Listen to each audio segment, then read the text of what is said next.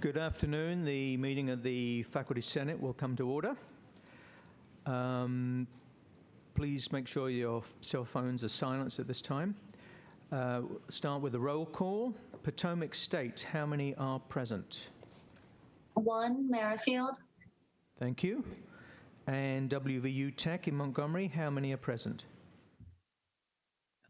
Montgomery, we have 2 present, Davari and Elmore. Thank you very much. We have a quorum for today's meeting. First on the agenda is approval of the minutes from the April 11th, 2016 Faculty Senate meeting. They were distributed as an annex to the agenda. Are there any corrections to the minutes? Hearing no corrections, the minutes are approved as written. So next on the agenda, it would normally be the President's report, but he is on travel. So I'm going to move straight to the Provost's report. So I invite Dr. Joyce McConnell to the podium. Thank you. Sorry, it's rushed. You're what? Sorry, it's rushed. Okay, that's all right. So you actually get Dr. Gee's comments, you just get them delivered by me. We didn't want you to lose that opportunity. I should have worn a bow tie. Then you wouldn't have any trouble recognizing me. I wanted to start out because Potomac State and Tech are here with us. I wanted to say that Associate Provost for Undergraduate Affairs, Sude Perutz, and Dr. Gee attended the Potomac State commencement, and I and Richard Turton attended the Tech commencement. And so I know what Richard and I thought, and we were incredibly impressed, but also deeply moved, because at Tech, 75% of the students are first-generation students. And the feeling in that auditorium of both the graduates and their families was just extraordinary. Hard to put your finger on what that feels like, that sense of accomplishment and people really moving forward in their lives. And I'm sure that that was true for you as well, Sue. So it's wonderful to those of you who are listening in remotely at Potomac State and Tech. I just want you to know how much we appreciated being able to participate in your ceremonies and how moving we found both of them. And looking forward to our commencement, which is also incredibly exciting, made more so exciting this year by various hurdles that we needed to leap over. And so I think it's all going to be great. One of the things that happens at commencement for me, or used to happen more often at the law school, is that I get this deep sense of pride. I'm really excited to see my students graduate, and I always also get a bit of empty nest syndrome. Like they're moving on, but the new ones haven't come in, and I feel a sense of loss, particularly when those students that I know well are walking across the stage. So it's really wonderful for me to be able to talk to their families, to talk to the graduates. But one of the things I think I need to share with you is that inevitably the thing that the families and the students share with me is how awesome our faculty is. And I want to share that with you because you may underestimate the impact that you have on a daily basis on our students and therefore on their families. But any kind comment, any difficultly delivered guidance, any wonderful mentoring, any just a good ear to listen, none of that goes unnoticed by the students or the parents, and that's what they tell me about. They'll tell me about great education, they'll tell me about what happens in the classroom, but really what they're always telling me about is that 1 or 2 very, very special faculty member who made a critical difference in that student's life. And so when we're all so tired at the end of the semester and we're looking down into the tunnel of commencement and we're not sure we see light. I think it's really, really important to remember that we touch students in a very, very deep way, and they don't forget. And so I thank you all very much for that. Now, tomorrow, I encourage everyone to vote. No partisan messages here. Just please participate in our democracy. I'm always filled with pride. Actually, it sounds ridiculous, but I like standing in a voting line, not for 8 hours, but for, a few minutes, because it makes me focus on, hey, I'm actually participating in the democratic process. And that it's a real gift that I can participate. And whenever I think about that or think that the line is being too slow, I think about when South Africa finally opened the vote after apartheid, and all of those people from all over the country stood in line for what seemed like days to exercise their right to vote. So it's a wonderful feeling to be able to do that. As always, not only are our faculty amazing because they touch students' lives and hearts and minds, but our faculty, alumni, and students are also really doing amazing things on the world stage. And as we get a little bit more organized on our end and being able to wrap our arms around what everybody is doing, I always have wonderful things to tell you. So we've talked a lot about Dan Carter all year, and everyone knows that he did what he did with the Volkswagen testing. You may not realize he became one of the top 100 Time People of the Year, which I think is really a wonderful accomplishment. Our Reed College alumna Margie Mason, is an Asia medical writer and Indonesia bureau chief for the Associated Press, and she was part of a 4-person team that won this year's Pulitzer Prize Gold Medal for Public Service.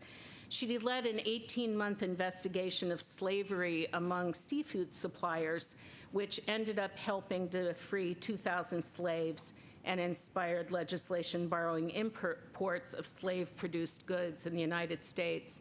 And that actually is near and dear to my heart.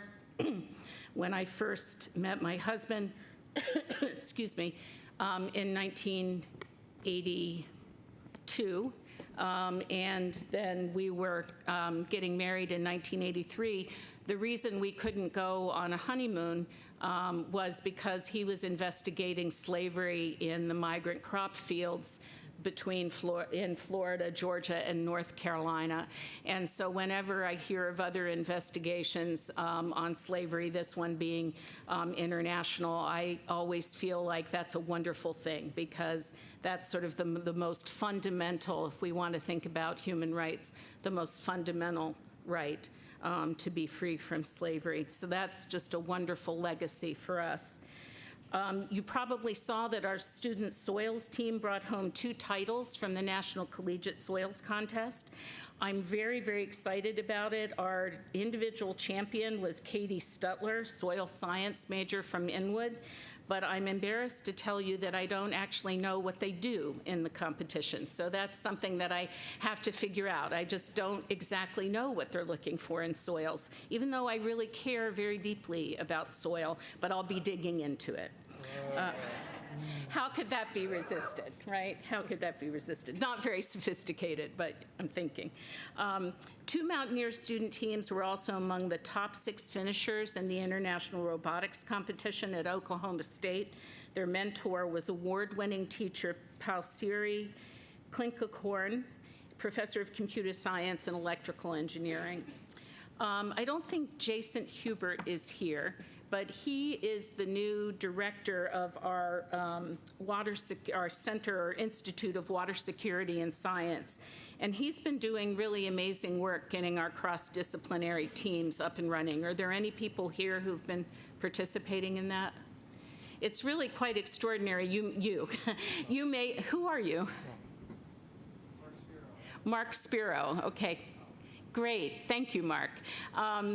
You may remember that one of the mountains of excellence that came out of the original strategic planning was around water, and this is what it's morphed into, is this Institute of Water Security and Science. And it's very exciting, and I think Jason's doing a wonderful job pulling our colleagues together who are doing research in all different disciplines.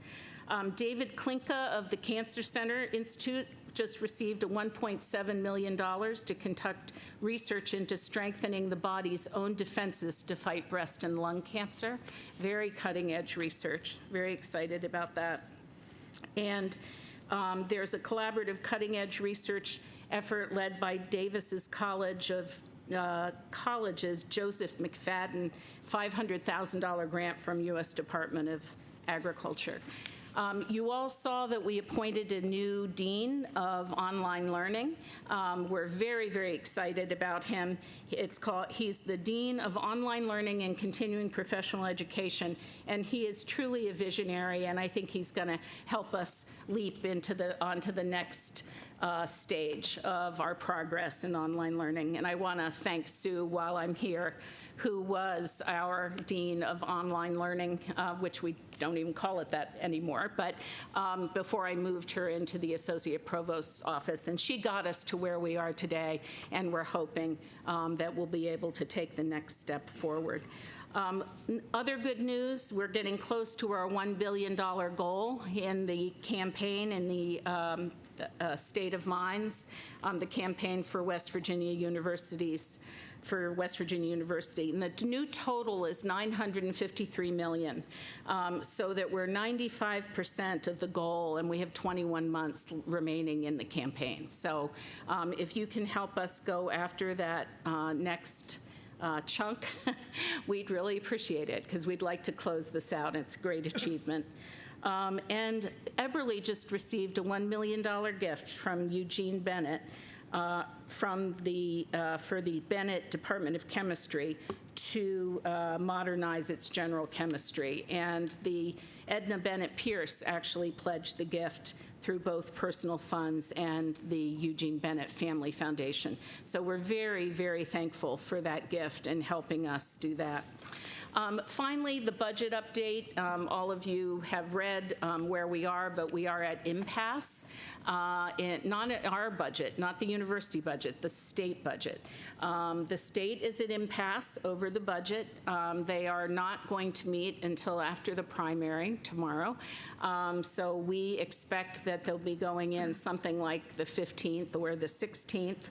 We are preparing for all possible outcomes. And will respond to any cuts in higher education by, first of all, please asking them to continue to support higher education. But secondly, if we can't achieve that, we will be looking at further efficiencies about how we maintain what we're doing and how we take leaps forward in a time of budget cuts. And so that's an update. I hate to report impasse. I hate that.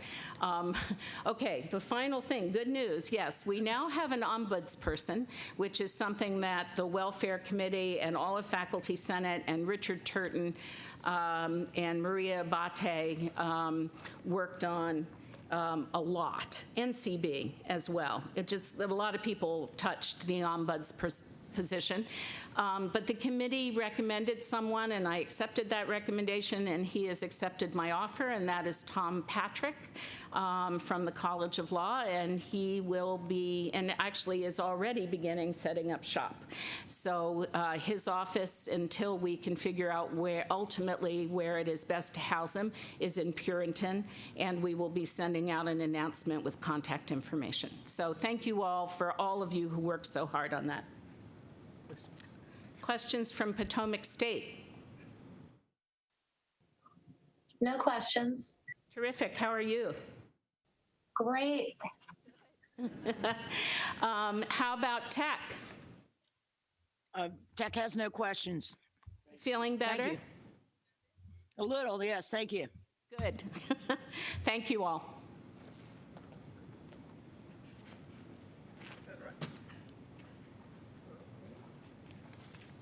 Okay, thank you, Provost McConnell.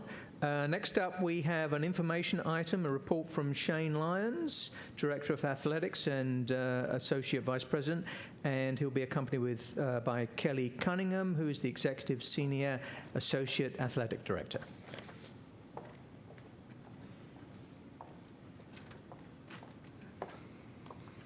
Good afternoon. I brought Kelly with me as my bodyguard. That's why she's here. I think I had the opportunity last year to visit with you very briefly.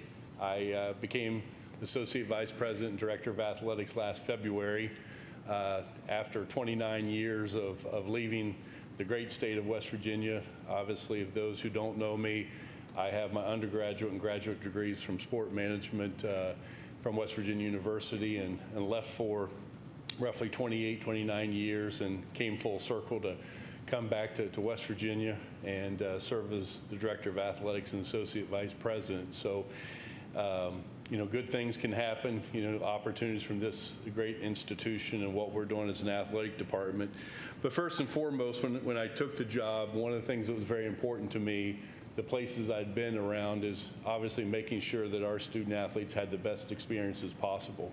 First and foremost is making sure our student athletes are performing in the classroom and graduating from the institution, that we continue to focus on the student athlete welfare and health issues and safety issues of our student athletes. And last but not least was protect the integrity of the athletics department and also of the institution as a whole. And, we talk a lot about athletics. We're a piece of this university. Going back to my title, it was very important to me when coming here, and also President Gee, that I was embraced as part of the bigger institution. I've been around a number of places where you had the Director of Athletics sitting over here, the institution over here, and that's not something that was appealing to me, is making sure that we're both embraced as one. So obviously that's where my title came, as part of Associate Vice President, to be part of President Gee's leadership team and be engaged also in the university's happenings, day in and day out. The important part of that is continuing to focus on what we're doing with our student athletes. Obviously, our main focus is working with the athletic teams and how we represent this institution. Even though athletics is a small part of the institution, I don't take it lightly that anything that happens in athletics obviously makes the front page of the paper. So a lot of times we are the front porch for the university, good and bad. So hopefully it's more good than bad that comes about that. But continuing to focus on what we're doing, trying to graduate our student athletes, have them involved in the community, have them also involved as part of the university as a whole. There's a lot of great things. 53% of our student athletes currently right now have a 3.0 grade point average and higher, and that's out of 530 student athletes. 69 of our student athletes will walk this coming week at graduation. We had 17 football student athletes that played in the Cactus Bowl that had already received their degree when we played in January. So we continue to focus as part of that. Obviously, there's a lot of things that the NCAA does from a benchmarking standpoint. Our APR rate through them is 82%. The national average is about 83%. So on average, we're competing against all the institutions along nationally as well as within the Big 12 conference on that. This past fall semester, talking about GPAs, and I mentioned that 53% of our student athletes had a 3.0. Out of all 530 student athletes, we had a 3.02 grade point average from the fall semester. Obviously, we'll calculate that. Grades, I think, are due today, so you guys have all turned in your grades, correct? See a lot of heads nodding. So by the end of the week or early next week, we'll have the academic year from the fall and spring and combine that to see what our academic record of our student athletes look like, especially from a GPA standard. I will say I'm proud of the student athletes that, perform very well academically. I'm not going to hide, just like the institution, we do take students at risk. And our goal is to try to have that young man and young lady get their degree and work with them through our academic services staff to leave here and 4 to 5 years later walk across that stage, and that's something important to us as well. Obviously, they may not perform at the 3.0 or higher, but as long as they can, have the opportunity to get their degree and walk across that stage 4 or 5 years later is our ultimate goal for each and every one of our student athletes. With that, I'll come back, but let me introduce Kelly Cunningham, who oversees our compliance area, also some of our academic area, just to let her touch on her background and what she does. She's my right-hand person on the staff, so kind of what that means, anything I don't want to do, I give to Kelly. So that kind of works out great. But Kelly, please come forward. Thank you. Hi, Kelly Cunningham. I've been at West Virginia University since 2010 and initially was hired with direct oversight of our athletic compliance office within the athletics department. Since then, my role has expanded into a number of areas with oversight of various programs and departments within athletics. And as Shane indicated, work really closely with him in the day-to-day operations of the unit. In my role in compliance, while it's primarily oversight, one of the areas that we engage in is obviously mitigating risk to the athletics department in the university. And so I'm sure you've recognized it as faculty over the past year or two, there's been a real focal point from a national level as it relates to academic integrity. The NCAA has engaged in a number of things surrounding legislation and proposals that have existed to redefine what is academic misconduct and some of the expectations of institutions. You're seeing a shift to where the NCAA seeks and requires that institutions across the country has established policies, procedures, everything relative to academic misconduct. I feel very strongly here at West Virginia University that we have sound principles in place as it's relative to meeting that legislation. So a specific area that we focus on within the athletics department is more so around what all of you would identify as that academic fraud or misconduct relative to athletics. It's no secret that the University of North Carolina has found themselves in a place of a lot of public scrutiny and issues that exist on campus that certainly have a nexus and a tie to athletics. And so what I wanted to make sure that this group is aware of is that first and foremost, we expect to avoid academic misconduct and those issues of integrity here at West Virginia University. In doing so, we engage in a number of processes within the university and the athletics department to try and mitigate those concerns. You see areas of oversight and monitoring that exist as it relates to grading procedures, any type of grade changes and oversight to determine and make sure that that's within the university policies and procedures to do so. We monitor course enrollment as it relates to our student athletes and try to take a look and see if students are clustering into various majors and different things. You're also seeing a review on the front end, as Shane touched on, with at-risk students to make sure that while we are in fact taking at-risk students to the institution, that we have the systems and processes in place to support that and to not create any type of added risk and exposure to the institution for any type of concern. We work with our internal audit group closely and also engage in a number of external reviews in hopes to identify any areas of concern that might exist that we need to have additional oversight in. What I would share with this group and what we would seek of you is that in the event you have any concerns, don't assume that that has risen to our level or that we're aware of it. I would ask that you pick up the phone or send an email to an athletic compliance staff member within the university and make us aware of that. If you're more comfortable working through your own channels or through the provost's office, you can do that as well. But ultimately, our goal is to make sure that everybody's comfortable that what we're doing here at West Virginia University is in fact upholding academic integrity as a whole. We want to contribute to that. We certainly do not want to be anything against that within the world of athletics.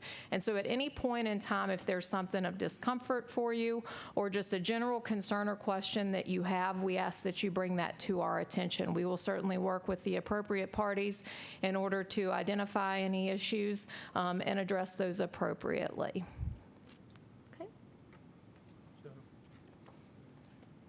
Just a couple more things that I have, and then we can open up for questions if you allow. Obviously, just a lot of things happening in athletics around the construction site right now. One at the Milan Puskar Stadium, which we're redoing the east side of the concourse, the north side, the front entrance, and then next year will be the opening or the construction of the west side. By the 2017 season, that will all be completed. The other thing we're doing is current construction right now at the Coliseum. You probably read the newspapers the last couple of weeks. We're working through those issues. Everything is fine for graduation. Everything's fine for everybody who's in there. When you're dealing with a 46-year-old building, you'll find some issues related to that 46-year-old building. So everything's fine for graduation. Ultimately, this year, we have to work through the construction. It may not be the most conducive for our guests coming in and graduating from the concourse. It is very clean. I will tell you, it's probably the cleanest it's been in 46 years, but it's still, obviously a construction site. I will tell what President Gee said, our new motto is West Virginians go first. Well, that's part of graduation now. Go first before you come to graduation, because all the restrooms may not be open. So we'll work on that. But, I think the ultimate goal is to make, West Virginia University much better from a facility standpoint, not only from athletics, but the Coliseum is also a showpiece for our state, for the entire nation, for the Big 12, for our fans and friends coming in to visit. So we're excited about the projects. It's just work in progress that will continue to go down that path. With that being said, I'll open anything up for questions. And Kelly will address the questions. I have a couple questions, actually. Two questions. I'm Mark Brasidas, Eberly College. One has to do with coaching style. So in our classes, I'm assuming I speak for most of us or all of us, we don't yell at our students to motivate them. And I'm just wondering, especially given recent research on that issue about motivating athletes, that the Bobby Knight model is passé and proved, at least through research, to be not effective. Why is it still permissible for coaches to publicly berate their athletes during the game? Is that something that we're going to move beyond, or is that still a legitimate motivational technique? Well, I think I'll leave it up to each coach to know his or her team and how to motivate. Obviously, generations change. We just had a person come in last week, talked about the millennials and how they respond to different issues. Athletes are, sometimes a lot different in some ways, and each and every one of how do you motivate a student athlete. I will tell you that I'm in the locker rooms, I'm on the court. I've never seen, when you talk about, berate a personal attack on the individual. I will say that there's, discussions about not being in the right place at the right time, but it's not a personal attack on that individual. It's obviously, a lot of loud voices and screaming and yelling, but it's not a, direct impact to that student athlete. And we talk to our coaches exactly about that. And the second question has to do with concussions. The Ivy League has now banned, I think, contact in football practice. What's the latest on our efforts or the league's efforts in that direction? Obviously, that's going back to the safety issues is a very, very big issue. Continued discussions about the contacts. A lot of people focus on football when they talk about contacts and concussion. I'll tell you right now, the sport that has the most concussions is soccer. And so it's just not a football issue. People want to make it a football issue. We do have rules within the conference that limits the number of days of contact, both in season and out of season, and how that applies. We continue the studies. We continue looking at the playing and practice rules to see what modifications for the safety and the welfare of our student athletes that we can put rules into place to help prevent. I don't think with a contact sport that you're ever going to do away completely with a concussion, but what can we do to reduce the possible injuries or risk to our student athletes, not only in the sport of football, but for all of our sports, regardless of the injuries. Okay, thank you. Thank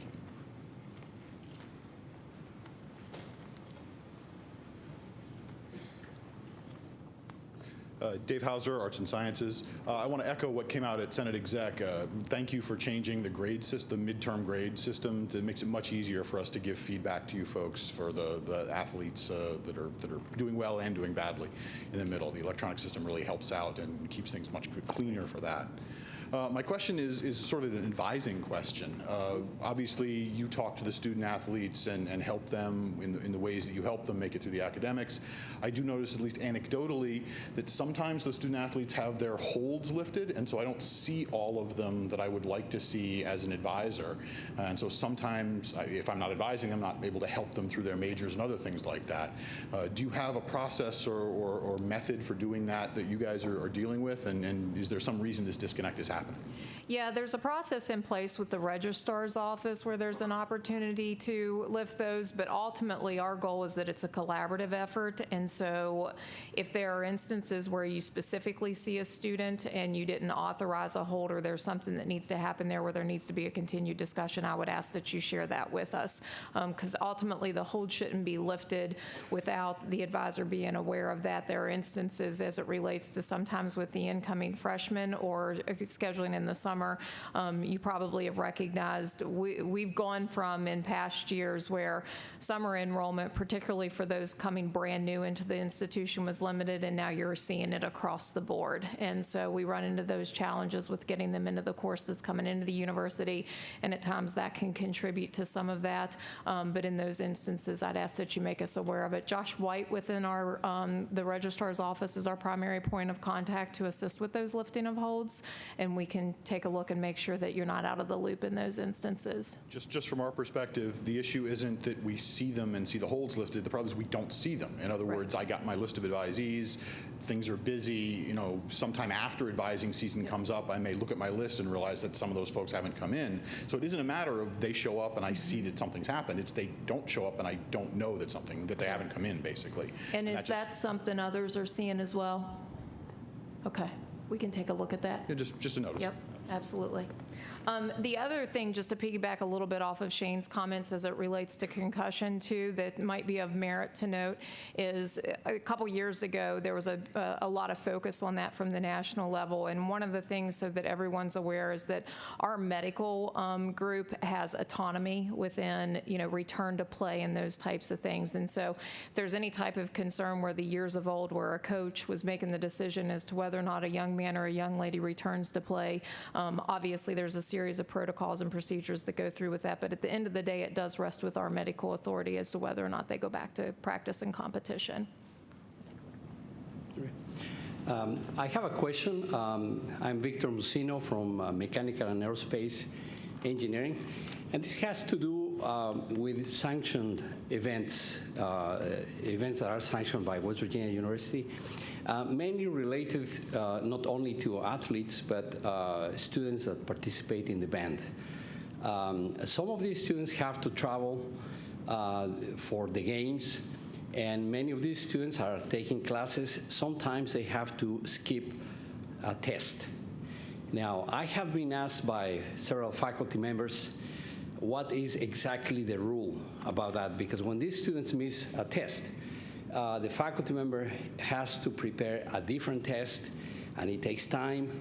And some of these classes are very large in attendance.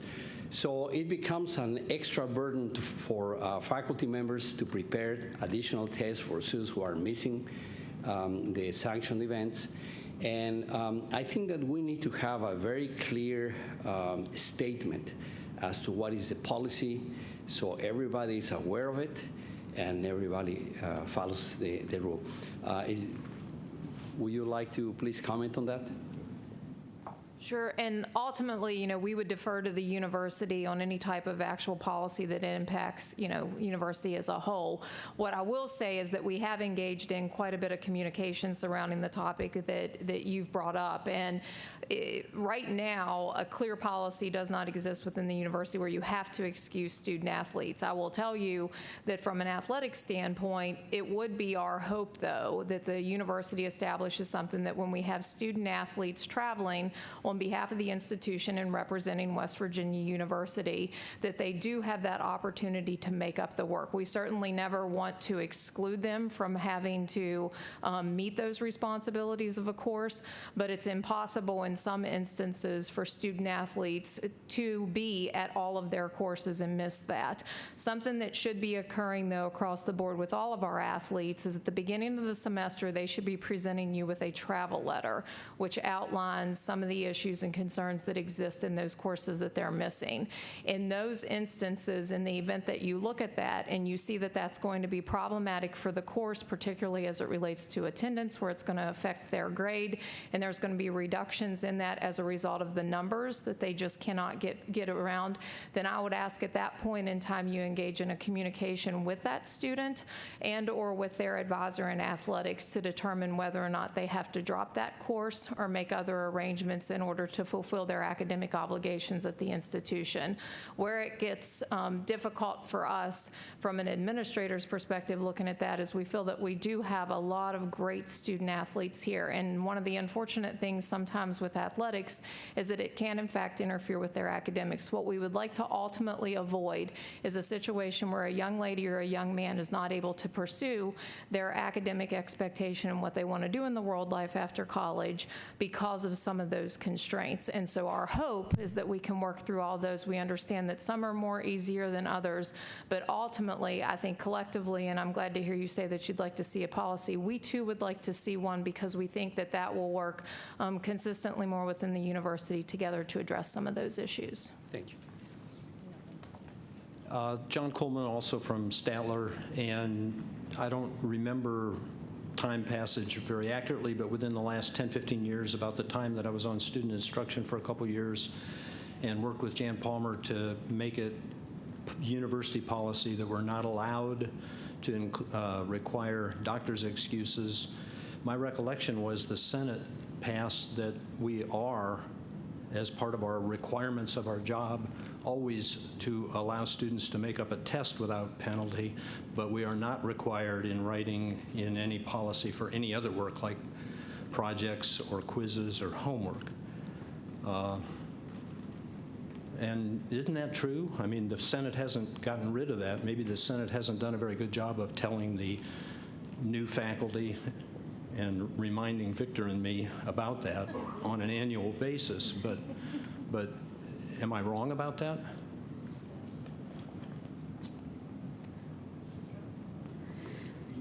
Jennifer Orlikoff, Eberly College of Arts and Sciences, and I might be able to address some of these questions that you have. We are working on a brand new attendance policy and guidelines document, and I think the guidelines will address many of the issues that Kelly brought up, many of the issues that faculty members have, and so we'll also have in their guidelines for students what they need to do if they're going to be missing, not just for athletic events, but also for other university-authorized events such as Model UN or competitions like the solar decathlon that we had a couple years ago, stuff like that. So I'm hoping to have this to exec for the next executive committee meeting, and then maybe we'll be able to bring it to you in June. So stay tuned. But this is still John Coolman, and the policy hasn't been voted out, and so it still exists. And so to protect the students now, the Senate maybe owes it to not just athletes, but ASME, all the professional societies, all of the Engineers Without Borders, any university approved through the student organization wing, any of those activities, plus band and sports. So you're saying we need to resend out what the Senate's approved? Sorry? Well, if I can interrupt. Debbie Boone from the Davis College. I served on the Student Rights or Student Instruction Committee. We worked on this topic. We were told from several offices well above us that there is no policy on attendance. And there's nothing that we could find in any of the records that says there is a policy on handling student absences for any university-endorsed activity. So we wrote an initial policy 2 years ago. It died in executive committee.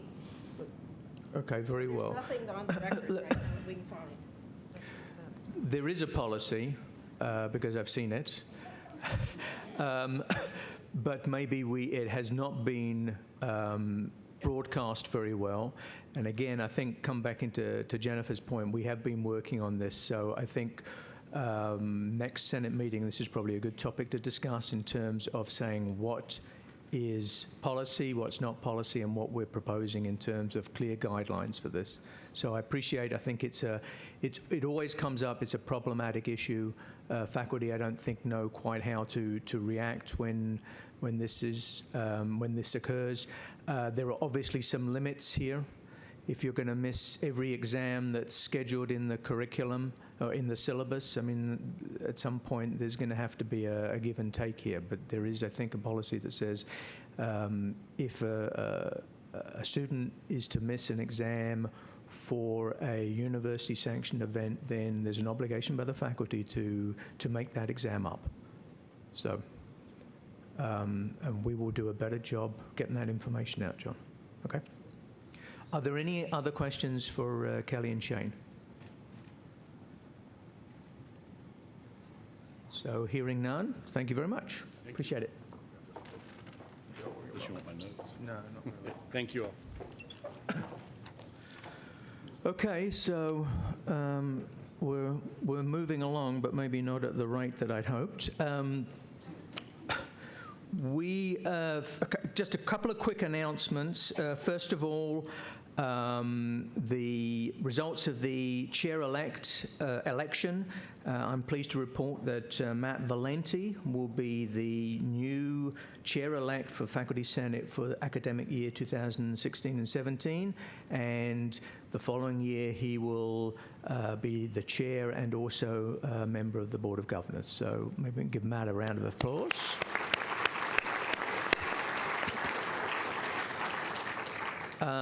And also a reminder that votes for Executive Committee, the ballot and the votes will be going out on May 23rd, and votes are due in on May 31st to the Faculty Senate office, so you'll be receiving that in the mail. I have been asked by several, that's going to conclude my report, which is a short one, but the bad news is I've been requested by several people to give an abbreviated version of the report that I gave the Board of Governors. So against my better judgment, I will give you the Shawms outline version of what I presented. So forgive me for this, but here we go, okay? So, all right. And I should be on the lavalier mic, yes? Okay. Well, let's see if this works. All right, so I'm going to come out, do a little bit of hands-on. Yes, it's all exciting, so I'm going to try to make this quick, but hopefully somewhat amusing. I'm not having anything projected on the screen here, so I'll get some technical help.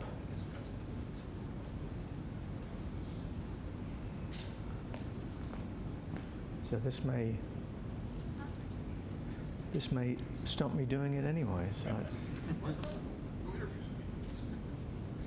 well, I got visual cues. I need visual cues. So.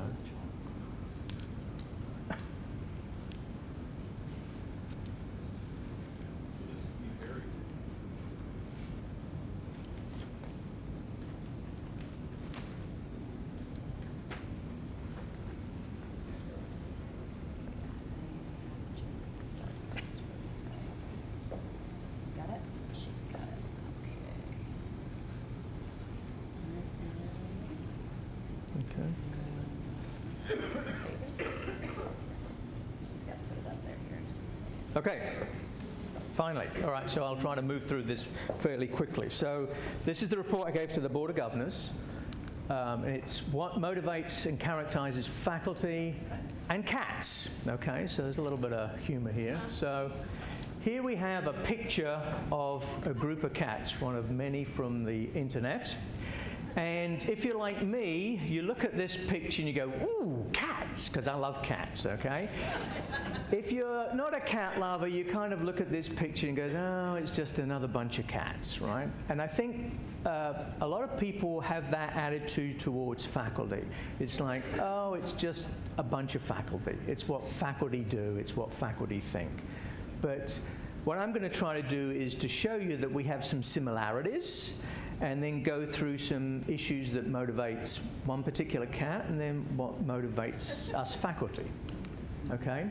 So if you look closely, every cat, or faculty, every cat is a little bit different there. So you can see all the mug shots up there. And you agree, if you go through those, everyone's an individual, right? So what are the traits that we have in common with cats?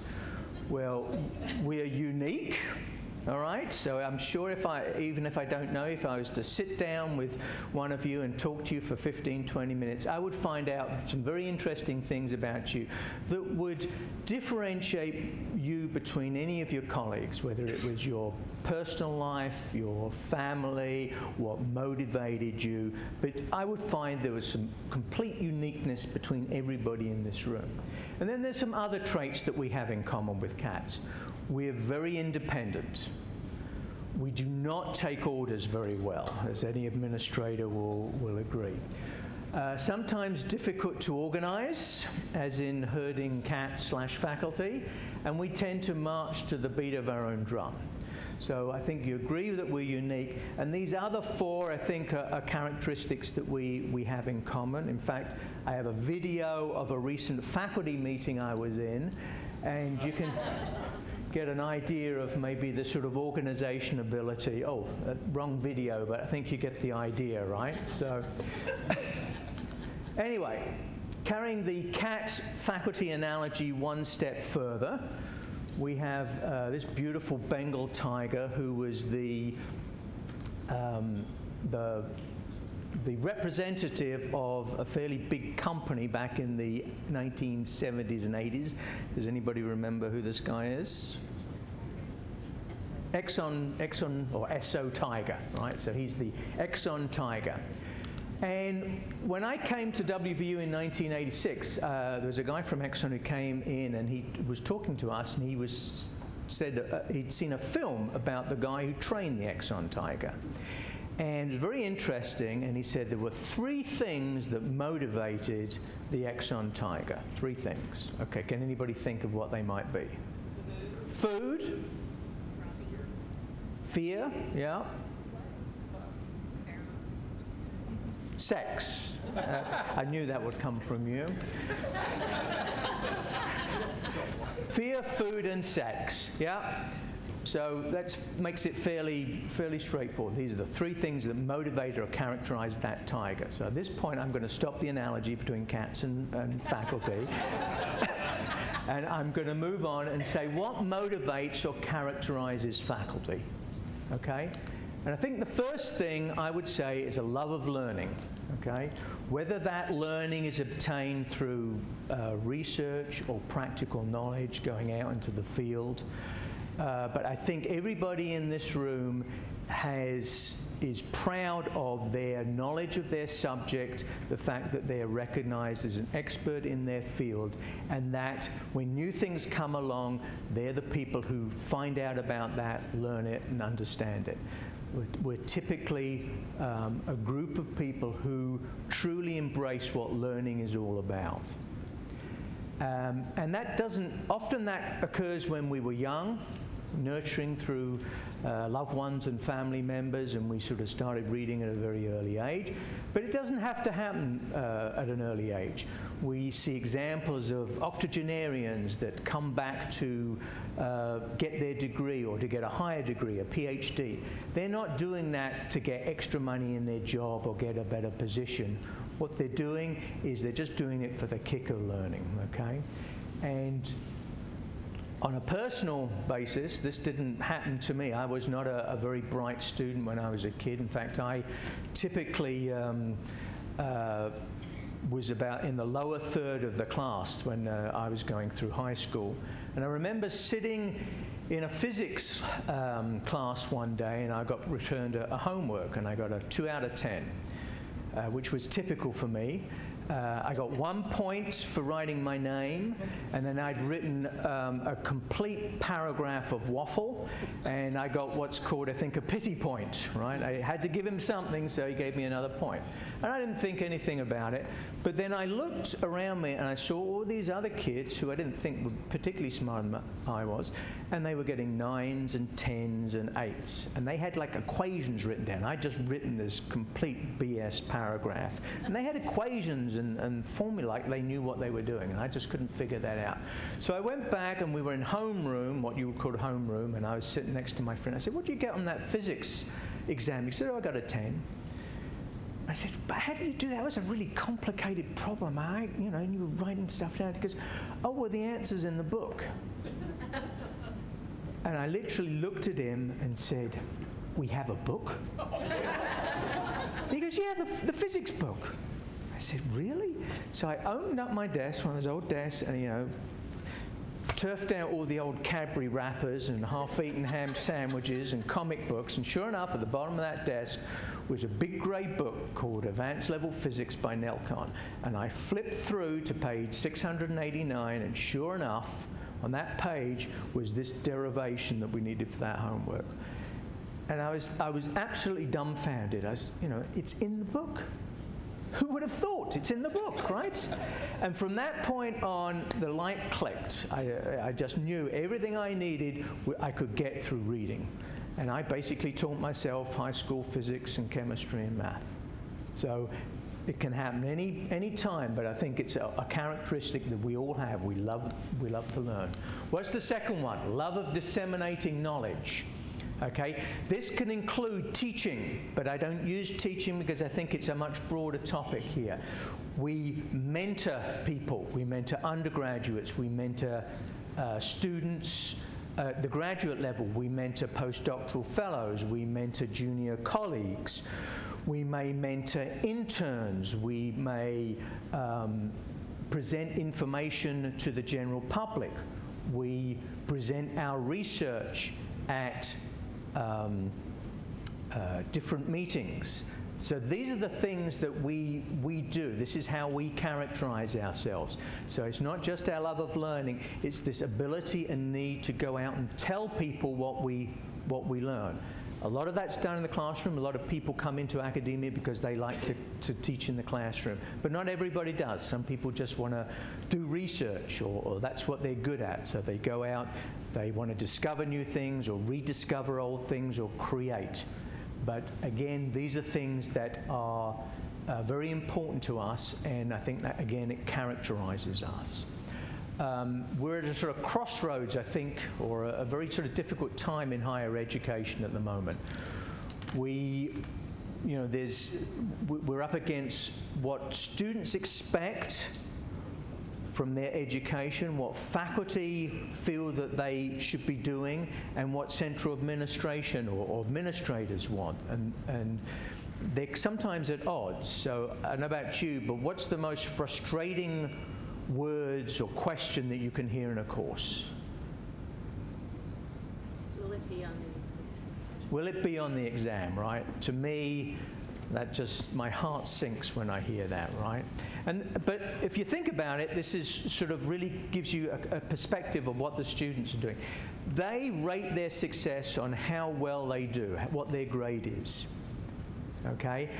I think students tend to be now much more grade-centric than they used to be, but they're not, they haven't always been. They've always been somewhat grade-centric, but they tend to be, that's a bigger part of the psyche now.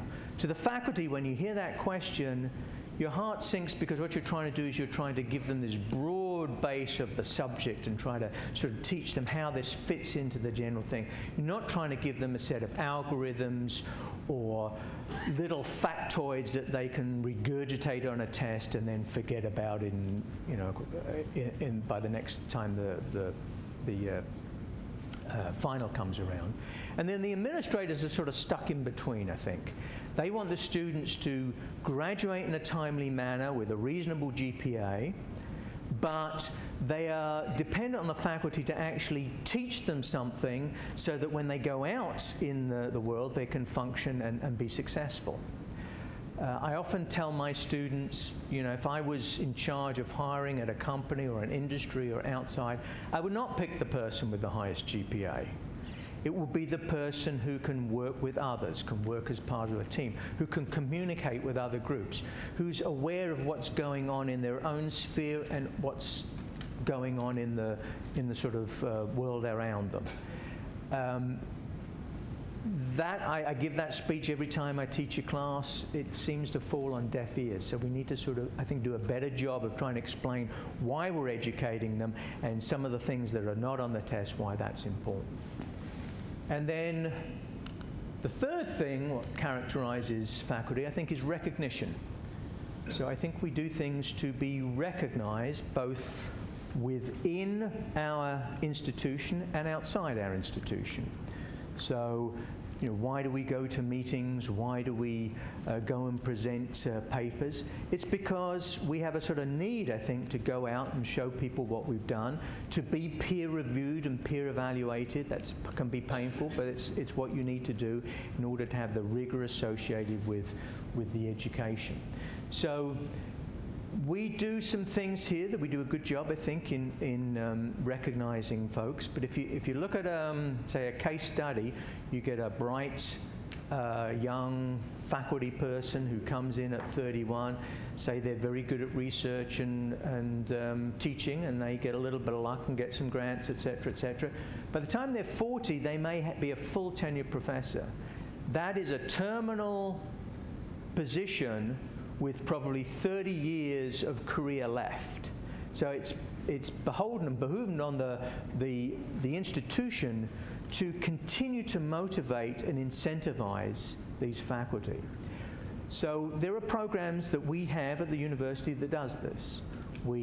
There are bump ups for full professors where you can show that you're being productive over a period of time.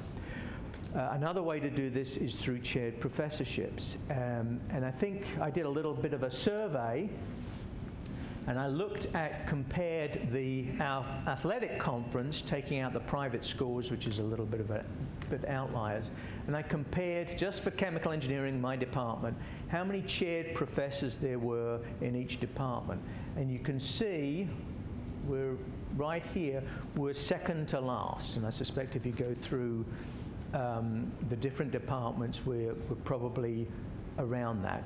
Why is that important? Well, I think, again, the recognition piece for full professors, you would think, well, okay, being a chair professor, that's a nice bump up. But if you look at the statistics, a lot of these are chaired or named professorships for assistant professors and associate professors.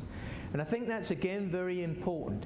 It's a way that the institution can recognize people at different levels. It can incentivize bringing people in. Certainly if you're a young assistant professor, being offered something like a chaired professorship to come into the university is a terrific incentive.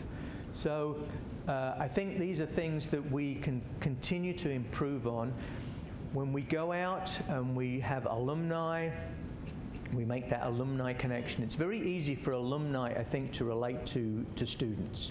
And getting scholarship money is, I won't say easy, but it's relatively easy.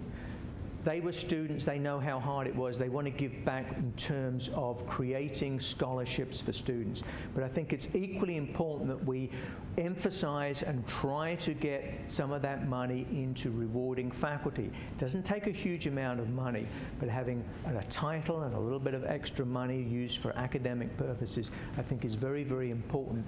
And if WVU wants to sort of move up to that next echelon of universities, if you look at those, you'll see many, many chair professors. So that's something, again, that I would emphasize. I think it's very important that we continue to move in that direction. So that's the last slide I have. I was going to, in the Board of Governors presentation, I finished up by comparing a particular case study for an academic, which I'm not going to do now. I came up with another very quick personal anecdote about a PhD student I had about 7 years ago, and she was finishing up, and like Anybody who's had a PhD student, I was pushing her pretty hard towards the end, and things got a little heated. And she graduated, but we really weren't on very good speaking terms. And she went away, and we really didn't communicate very much. And then last year, she came back to town, and we met up for coffee.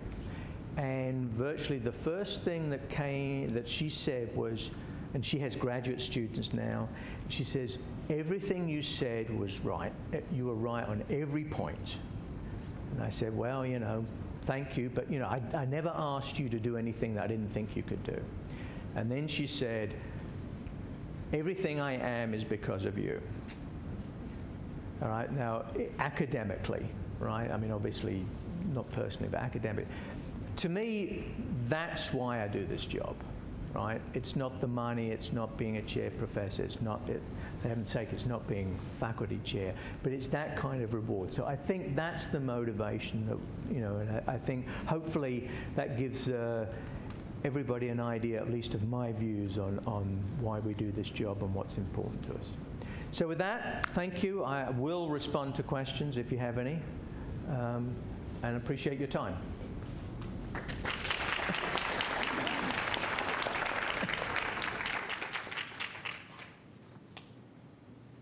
I thought Mark was going to ask me a question there. Okay. All right, so let us move on. Next on the agenda is, if I can find it, six. Okay, so it's the statement from the candidates for the Board of Governors representative from Extension or Health Sciences. We have randomized the draw, and the candidates are listed in order, so I'm going to ask Joe Prudhomme, please, to come to the podium and give his brief pitch for Board of Governors.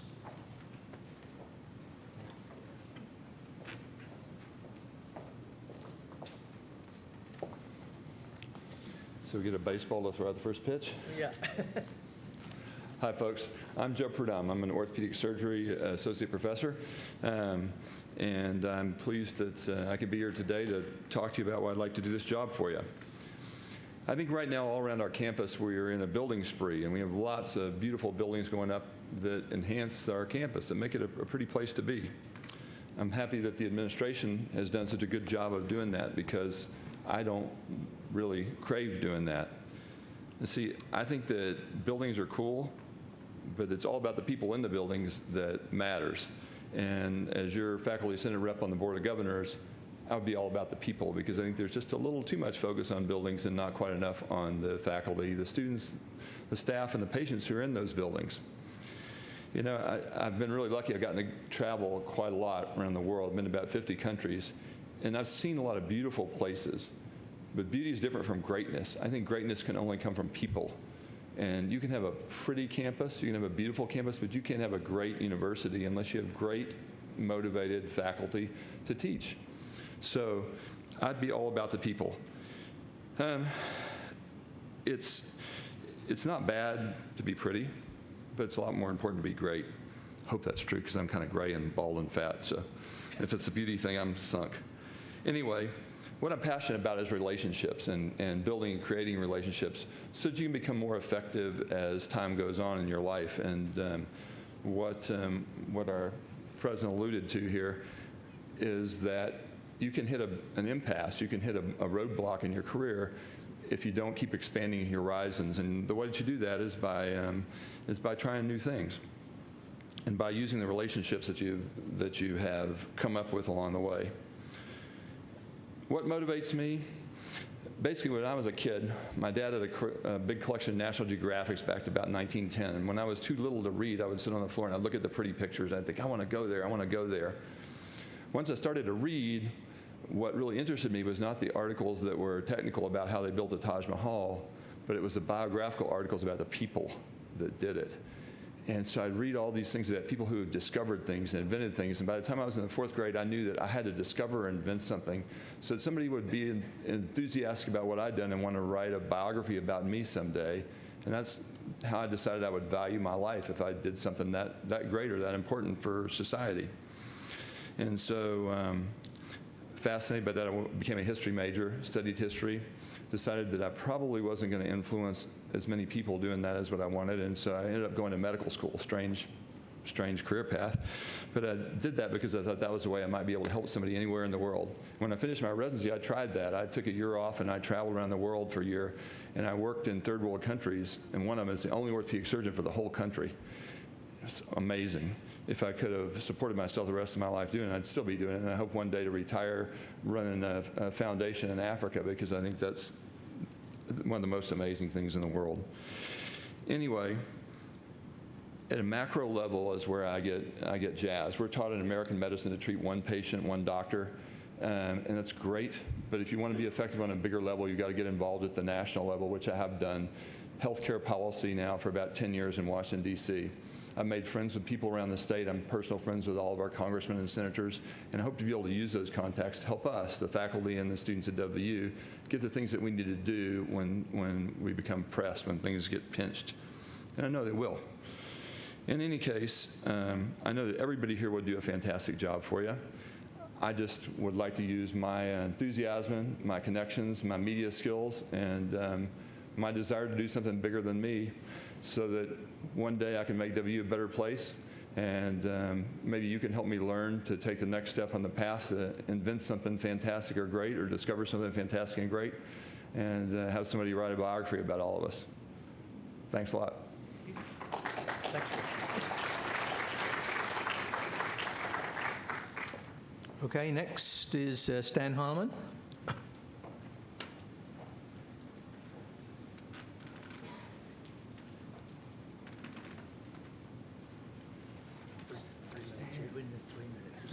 Okay. Yeah, we only have 3 minutes, so I'll try to make that stick. So I won't go through my academic career. Most of you can read that in the statement that we provided. I would say I was born and raised in West Virginia. Mr. Lyons left. I probably actually played basketball against him. As you might guess, I was at a significant disadvantage in that matchup. He's a very big guy. But I have, in essence, spent my entire academic career in land-grant institutions. And so I think I have a pretty good insight into what that mission is and their importance to the state, and particularly to the state of West Virginia. I joined the Faculty Senate in 2008. And in that time span, I have been on the Curriculum Committee, and I have been on the Faculty Senate Research Grant Committee, that is now called the Research Scholarship Committee. In the last year, I chaired that committee, and one of the things that we were given to do was restructure the internal funding here at WVU. That's a terrific committee. It's a very diverse committee. I worked with some wonderful people, Mark Spiro, Michael Ibrahim, Jennifer Orlikoff, a lot of these individuals. It's a very diverse committee, but we were able to come together and I think accomplish the goals of the Provost's office to do that, and yet maintain a very faculty-centered role for us, in that we were able to keep that decision-making process at a faculty level, which I thought was very, very critical.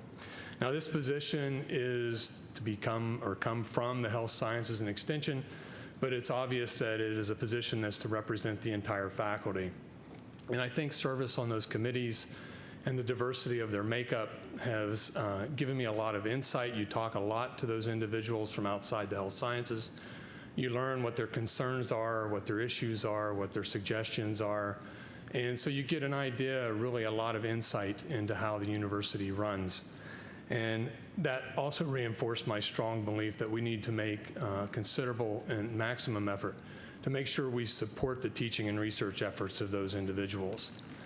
Now, there are several likely areas where one could focus in terms of what you want to do at a Board of Governors level. The one I have there is faculty retention. There's a lot of others. I've seen a lot of friends and colleagues leave the university for various reasons, and I think that we can do things to make that better. I think we have to create a work environment. Richard talked about the things that we love to do. I think we need to create an environment where we can do those things. As someone who teaches but also has an active research program, I get to deal with that bureaucratic environment on an all too regular basis. And I think President Guy's absolutely on point when he says we have to reduce those things. He talks about driver's training. I talk about being told by the International Travel Office that we would need approval to travel to Alaska and Hawaii. As far as I know, last time I checked, those were still states, so I'm not sure where they get that from. So in summary, I believe in essence that this is a service position, that's what this is. I'm supposed to be in service to you, your wants, your desires, your issues, to make those cognizant to the Board of Governors. My own personal opinion is that you should make others feel valued and not really make others feel your value. And so I would look forward to serving you and doing the best I could on the WVU Board of Governors. Thank you.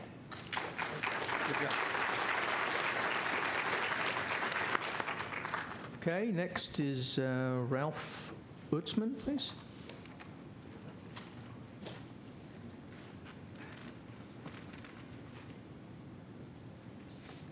So, good afternoon, everyone. My name is Ralph Utzman, and I'm a faculty member in physical therapy at Health Sciences. It's my honor to talk to you today, and I'm going to keep it very brief. I don't want to go through my whole prepared statement because you have it, but I have 2 degrees from WVU, and I've been on the faculty and a healthcare provider in physical therapy here for over 20 years, and now I'm a proud WVU parent with 2 sons who are students here at the university. I've got a couple of very short stories. The first is a patient that I worked with last week, and I often walk my patients out because they have balance problems. But this particular day, I followed him to the elevator and got on the elevator and started to move to another part of the building, and he looked at me and said, "What, are you leaving? Are you done for the day?"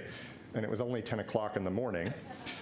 So then I tried to explain quickly in the elevator that I had students to meet with, and I had a curriculum committee meeting to get to, and some other things. And that's kind of a foreign concept to our patients, that all the things that teaching faculty and the Health Sciences Center do. Later in the week, I ran into some of our first-year physical therapy students who had just finished their last final exam of the week. And as they all piled on the elevator, one of them said, "Hey, Dr. Utzman, have a great break." And so you've all had that experience too, where you're going through the litany in your head of all the things that you've got to do. So this week is packed full of things, as I know it is for you all too, and you're all here serving the university. But I do have worries. We've talked a little bit earlier in the meeting about the state's financial crisis and the concerns we have about the potential on the impact on the university and how to be bold and continue developing and growing our university in the face of all that. As your representative, I want to strive to have others see us 3-dimensionally and not as 1-dimensionally as sometimes I think our students and others might see us. And we're partners that have solutions rather than being resources to be managed. It's important for the Extension Service and the Health Sciences Center to have a Board of Governors representative who will advocate for the unique role of our faculty within the healthcare enterprise, within our university, in our communities, and in our state. And with your support, I would be happy to serve as your representative. Thank you.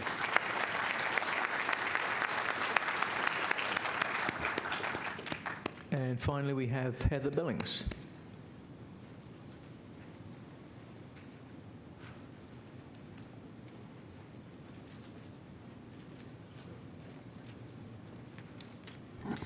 Thank you. I'm Heather Billings. I'm teaching associate professor at the School of Medicine, and I'm a cat lover, so maybe that in itself is a qualification, which I didn't really quite realize until just a little bit ago.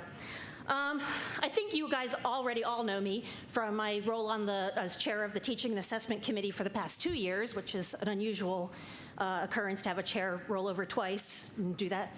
But I was up to that challenge, and I think we've got a new SCI system in place. We're getting data as we wait.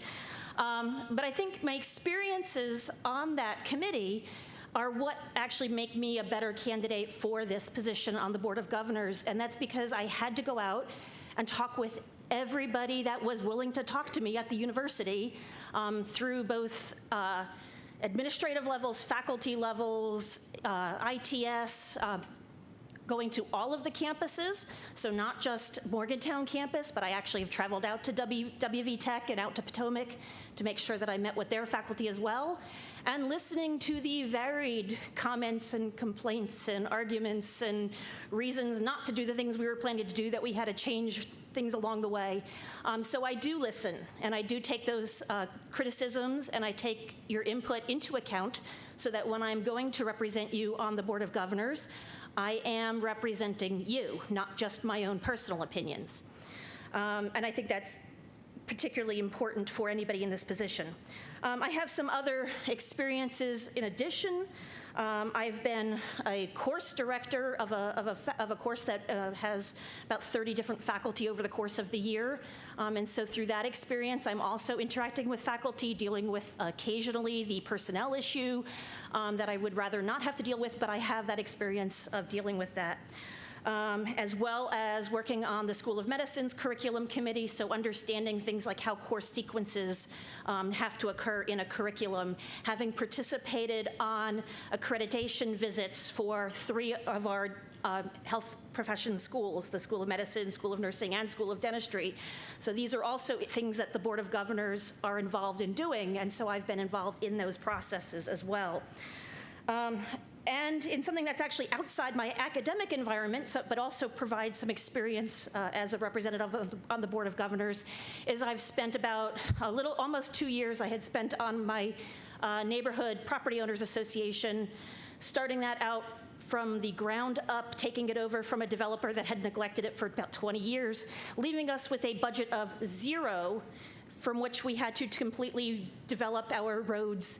And so I think I have a little bit of experience now on very challenging budgetary issues on a much smaller scale than on the university level, but definitely, trying to do the least harm to the people that I'm representing while pursuing that.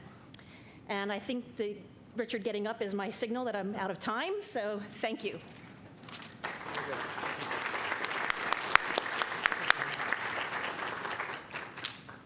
So thanks to all the candidates. Immediately following this meeting, well, actually, it'll be at 10 a.m. on Wednesday, since the university is closed tomorrow. Ballots will be sent to all senators for the Board of Governors representative. In order to be counted, they must be submitted to the Faculty Senate office by May 31st. Okay, thank you. So next on the agenda is Matt Valenti, Chair of the Curriculum Committee. Okay, thank you. So the Curriculum Committee met on, what day was it? April 5th. We have several course approvals and program approvals to get to, so I'll go right to it. First, we have the new courses report, which is Annex 1, and I do need to make a comment. We had one course, which was Dance 201, that was put on hold in the last meeting, and that's back on the agenda. This was a course from College of Creative Arts called Dance Conditioning, and the issue there was that there's a similarly named course in CPAS called Conditioning, Physical Education 165. So as I understand it, the two parties did meet in the intervening month. I think there was a real good faith effort to try to resolve the issue. Unfortunately, my knowledge of the situation is a bit limited. I was kind of kept in the dark. I asked many times for a syllabus for PE 165. I wasn't provided one, and I wasn't invited to the meeting that they had. So I believe the two sides may need to kind of debate it here on the floor, unfortunately. In the end, I think the issue actually came down to a matter of credit hours. So the request was Dance 201 was a 2-credit-hour course, repeatable up to 8 times, and the existing PE 165 course is a 1-credit-hour course, repeatable up to 2 times, but there may be some differences in expected learning outcomes as well. So anyway, I wanted to make that comment about Dance 201, but with that, I put forward Annex 1, which is the new courses report. Okay, we're not going to remove Dance 201 from the Annex 1, is that? Well, no, it's in the annex, correct, as submitted. Okay, all right. So are there any objections or points of discussion for Annex 1? I'm sure there are. So. Damian Clement, College of Physical Activity and Sports Sciences. Speaking on behalf of Dance 201, I would like to recognize the department chair of CATS, the CATS department chair, Valerie Reeder, who is a lot more versed in speaking about the Dance 201 than I am. So I'd like to recognize Valerie Reeder to speak about that issue. Sure, please come to her. Thank you. The Department of Coaching and Teaching Studies, also known as CATS in our college, currently offers several conditioning classes that are for 1 credit. There are 12 of them are conditioning weight training classes specific to a particular sport. So they're PE 105 through 116 and 118 and 119. We have 2 conditioning classes specific to programs, so PE 110 and 111, which is military physical conditioning and Air Force physical conditioning. And then we have the generic conditioning class, PE 165. On April 21st, James Hand and I met with Yoav Kadar about Dance 201. It was my understanding from Dr. Kadar that the proposed course was to provide students with the knowledge on how to develop a conditioning program appropriate for dancers, and in the process of participating in the class, students would develop that level of fitness. They were interested in their own course versus the PE 165 conditioning class because they believed students needed to learn about the concepts using dance terminology. Prior to the end of that meeting, we had come to consensus that CPAS would offer PE 165 with the restriction that it would be limited to just their students. The class would be offered at a time and day that would best accommodate their students, but the class would be taught by one of the CAC instructors so that the terminology would be addressed, which is similar to our agreement with the specialty conditioning classes, which are PE 105 to 119, that the specialty area provides the instructor for the course. As far as the credit, most of our PE classes are 5 weeks or 8 weeks, so the class could be taken twice for 2 credits. So I think the question gets down to who should be delivering a conditioning class using dance as the medium for the content. Educational dance was part of CPAS, which is formerly known as the School of Physical Education, for many, many years. We taught dance for the physical education teaching majors, and we taught it as a class to enhance fitness. 3 years ago, we requested a temporary number for a course titled Dancing with the Stars, and the scheduling unit, upon our request for that letter of the alphabet to go behind the temporary class number, contacted CAC, and we were told that to deny the request for a temporary number, that Dancing with the Stars would be something that should be offered through CAC. I followed up with a conversation with Assistant Dean Jamie Windsor, and in the course of that discussion, he asked that we change the title to Dance for Fitness. He said that the focus, that we could use dance as the medium to enhance fitness, which then met with the expertise of CPAS. If then we are the experts to offer dance through fitness, you have a dance conditioning class. Looking at the intent of the class, they're similar intents. I could ask that they change the title of the class, but that doesn't change the intent of the class, that it's a conditioning class. We did go back and talk with the assistant dean last week, and they've asked that it come before the Faculty Senate for a vote. Thank you. Thank you.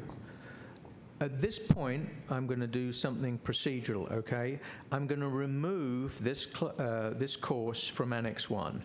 Let's go ahead, see if there are any other objections to this, and then we can come back to this issue and have a separate vote, because I don't want to be in a situation where we're going to vote on this and maybe possibly get a negative thing when it's just the one course, right? We need to pass the other courses in Annex 1. Is okay? Yeah, so as a matter of procedure, I think the question is, are there any issues with any of the other classes in Exactly, because we will then pose a vote for everything excluding this class in Annex 1, and then we'll come back to that, okay? So I presume Rhonda's rebuttal is on that particular course. So can I ask, are there any comments or questions or points of discussion on any of the other courses in Annex 1? If not, I'm going to ask for a vote of approval for this with the Dance 201 course removed from the annex. So all those in favor of accepting the annex with that course removed, please indicate by saying aye. Any opposed, say no. Potomac State, how do you vote? Potomac State has 1 aye. Thank you. Thank you. And Tech, how do you vote? WVU Tech has 2 ayes.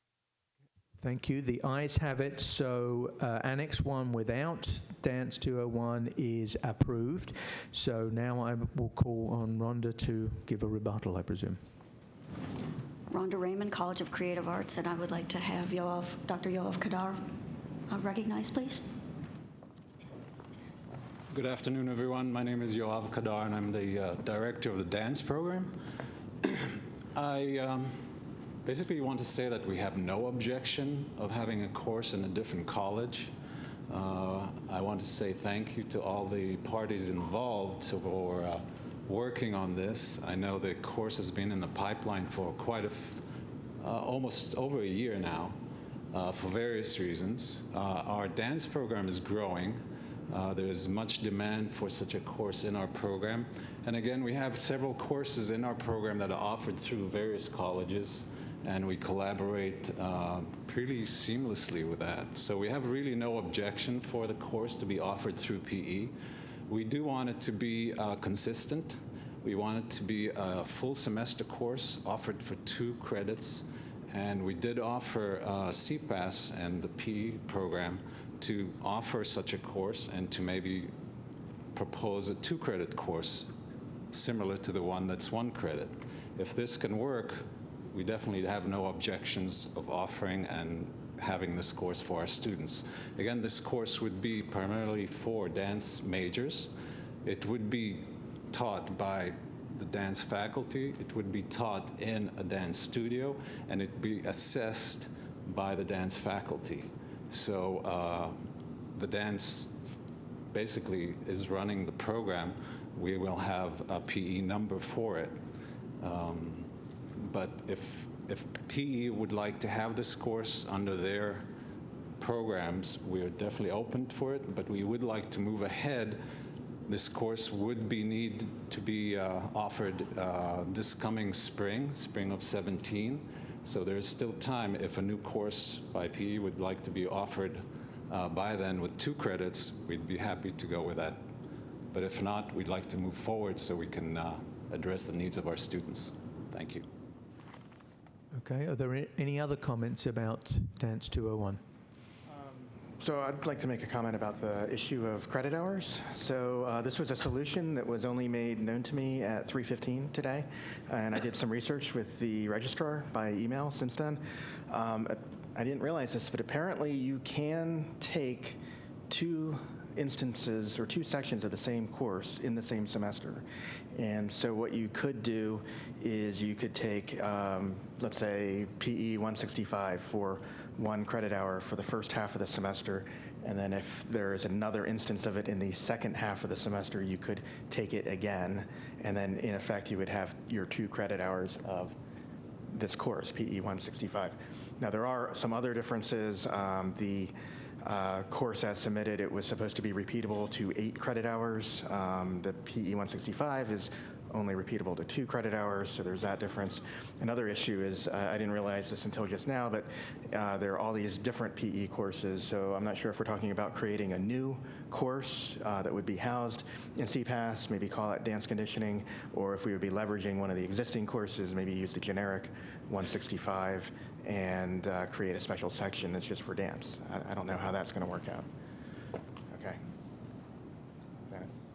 Danny. Yeah, Danny Rossello from the College of Education and Human Services, and I serve on the curriculum committee with Matt, and have been on there so damn long. You know, I mean, but what I just wanted to say, I just wanted to say that I don't think it's appropriate for us to vote I think it's more appropriate for Matt to broker between the two colleges, which I think is very capable of doing. But that's not, that's the charge of the curriculum committee. It's not, I don't believe it's the charge of the body of the Senate to, vote on course by course.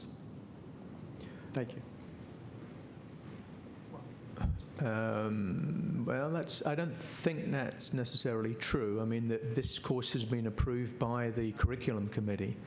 So by definition, it is up for a vote in the Senate, whether it's part of Annex 1 or not. I mean, we could, in principle, vote for every course that is in Annex 1 individually, and that would be okay. We're not going to do that, of course, but I think what we're doing is quite legitimate. Am I correct in that? Yeah, absolutely.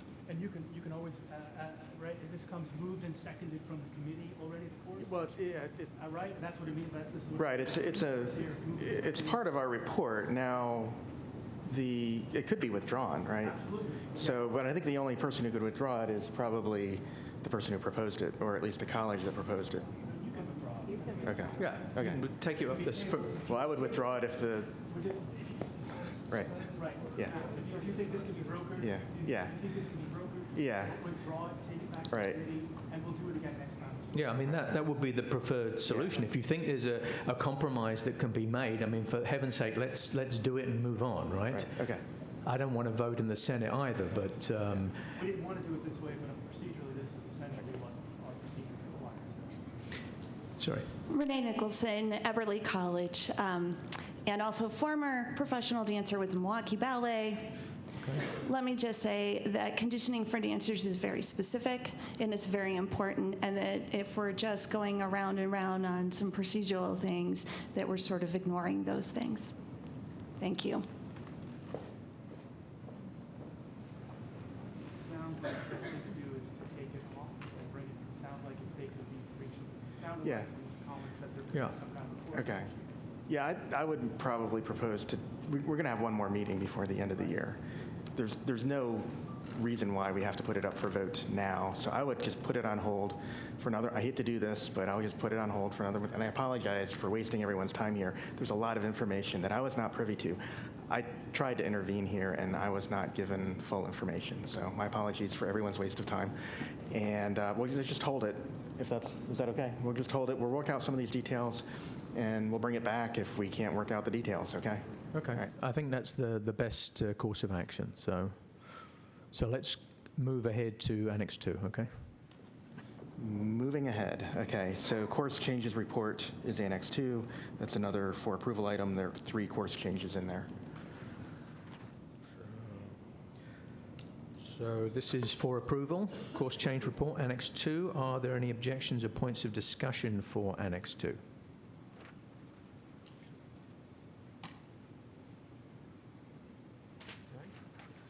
So hearing none, all those in favor of approving Annex 2, please indicate by saying aye. Those opposed say no. Potomac State, how do you vote? Potomac has 1 aye.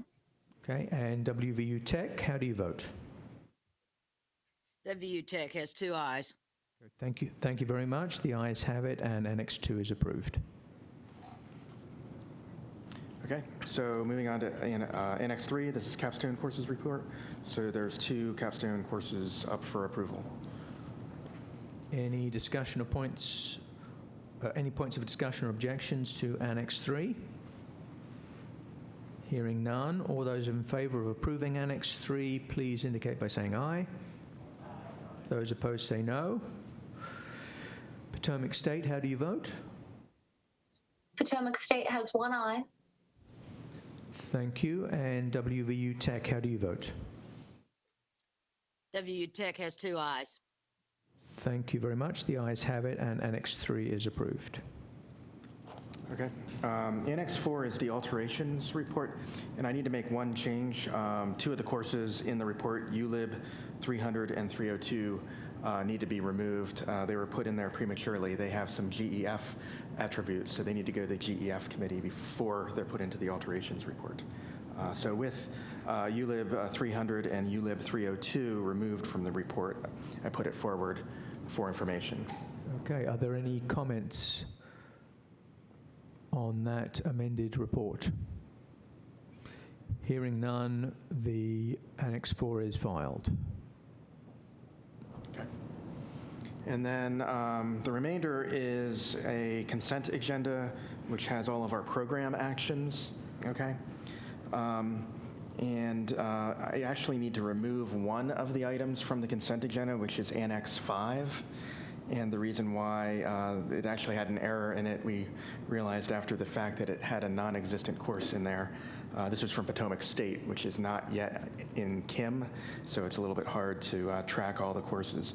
So we're going to remove Annex 5, and then what's left is there's a new major in music industry, a new major in integrative and contemporary performance, and then at Potomac State, there's a new major in computer information systems, and there are 3 program terminations at Potomac State in agronomy, office systems technology, and fashion merchandising. Okay, thank you. So this is a vote for approval, so it will be for the consent agenda items A, B, D through G. Are there any comments, points of discussion on those particular items? Hearing none, all those in favor of approving the consent agenda, please indicate by saying aye. Those opposed say no. Potomac State, how do you vote? Potomac State has 1 aye. And WVU Tech, how do you vote? WVU Tech has 2 ayes. Thank you very much. So the consent agenda without item C is approved.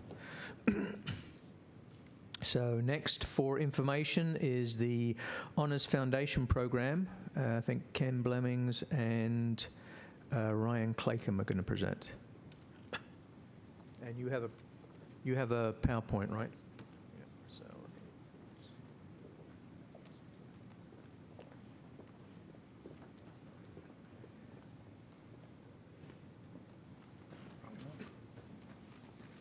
How do we get from there to there?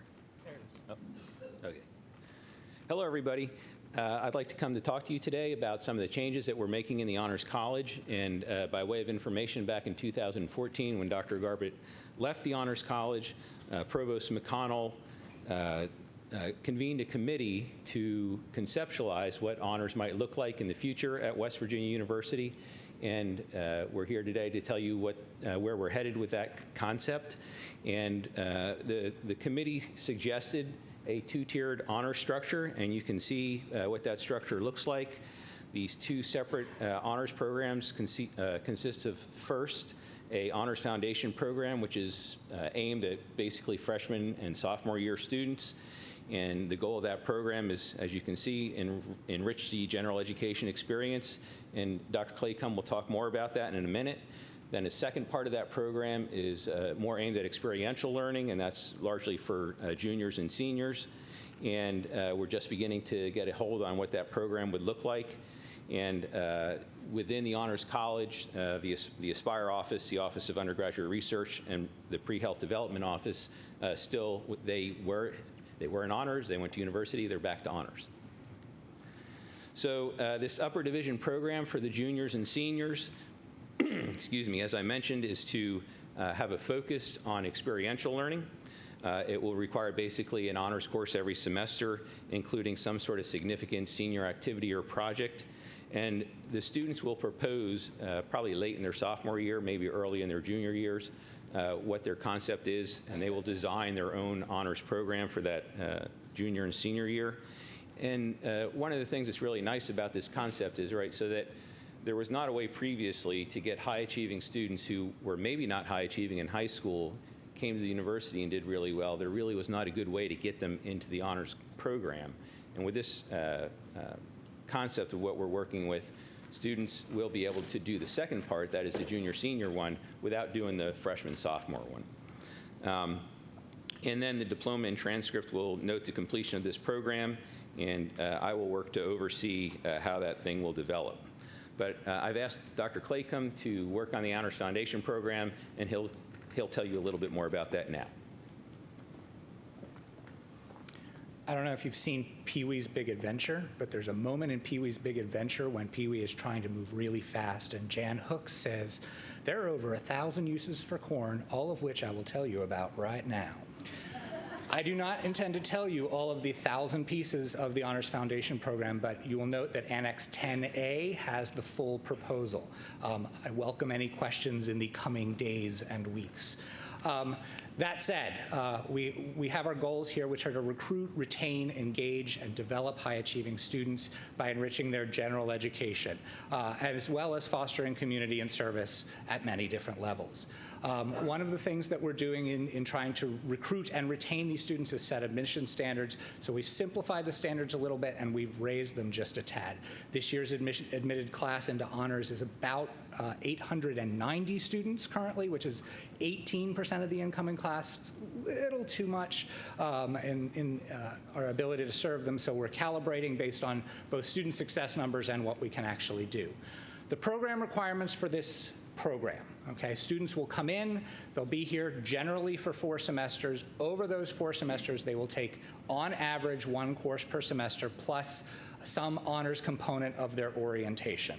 Okay, so this is basically half of the existing honors program delivered at the place where we have been successful in the past. Honors sections of general education courses and other introductory courses with the occasional honors elective thrown in.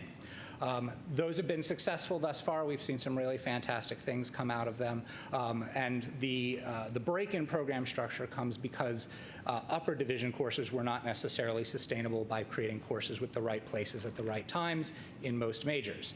The one additional component that we're proposing with is our Honors Foundations courses. Okay, so many of these are currently in the curriculum pipeline right now. What we are proposing is that we have had in different places either special topics courses in the majors that are honors sections that under-enroll because they don't check off any other boxes, or honors courses that are 293s in honors that may fill but students perceive as additional onerous requirements even though they may love the courses. What we're trying to do is combine those things to create some special classes in the honors college curriculum that do a little bit of double duty. So what these courses are, and you'll see these listed in coming sessions, I hope, is that these are courses that have basically shells. They are rotating topics courses that will nonetheless carry with them GEF attributes. We have in the proposal a very detailed proposal and approval process that involves where those faculty come from, ideally a faculty fellows program, which will not only buy out faculty from their departments, but also give them a course development stipend. Chairs would sign off on them as faculty apply. If faculty apply for courses that are cross-curricular, chairs and directors would have sign-off in those cases as well as going through a process where they're submitted through GEF committee so that they're overseen there as well. And we're going to assess them a lot. You'll see we have multiple assessment strategies, all of which are mentioned in the proposal. We're retaining the live-learn component as we have. There will be an added element and emphasis on community service, and we can do this with existing staff and space resources. Yay. Okay, so in terms of timeline, we have been working with the various constituents, and we're here with you today. We have begun to navigate that curricular process specifically for those shell courses. We're working on recalibrating those admissions criteria. Over the summer, we'll be preparing the recruiting materials for the Fall 17 class. So the Fall 17 class will be the first class that is in the new program. During the academic 16 and 17 year then, we'll recruit those students and admit that class. And then we will begin to solicit and select those initial honors faculty fellows, and that's a really important part of the program. Fall 17, the first class of first-time freshmen will begin, and then it is in Fall 19 that we'll need to have that upper division program up and running. So what we need is just to share with you this information. We need to approve the curricular changes, and as I noticed, we're working to do that. We are always looking for your feedback. We are encouraging participation from the different departments across campus, particularly as it relates to this faculty fellows program, and we hope that you will be interested and encourage those with strong teaching skills to be a part of that program. And we are just want you to offer your vocal and enthusiastic support. And with that, we'll answer any questions that you might have.